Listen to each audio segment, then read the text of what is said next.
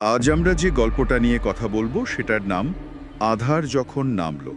আর গল্পটার কেন্দ্রবিন্দুতে আছে প্রীতম নামের এক যুবক।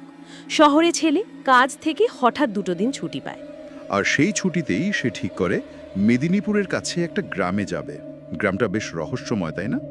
রহস্যময় তো বটেই, কারণ খবর ছড়িয়েছে যে সেখানে 15 বছর বয়সী মেয়েরা উধাও হয়ে যাচ্ছে।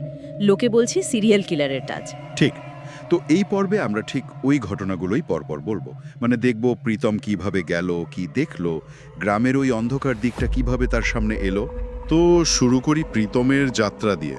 অফিসে বসেছিল সে, এমনি গুগল আর্থে ঘুরছিল আর কি। হ্যাঁ, তখনই মেদিনীপুরের কাছের ওই গ্রামটার খবর চোখে পড়ে। ওই 15 বছরের মেয়েদের নিখোঁজ হওয়ার ব্যাপারটা। খবরটা ওকে বেশ নাড়া দেয়। মানুষ নাকি ভয়ে গ্রাম ছেড়েও পালাচ্ছে। ঠিক সেই সময় দেখো, দুদিনের ছুটি পেয়ে গেল। মনে হয় যেন একটা টান, একটা অদৃশ্য টান ওকে ডাকছিল। সেটাই। হয়তো একটু অ্যাডভেঞ্চার, বা হয়তো খবরটা সত্যি কিনা জানার একটা তীব্র ইচ্ছে। কারণ যাই হোক, সে ঠিক করলো যাবে।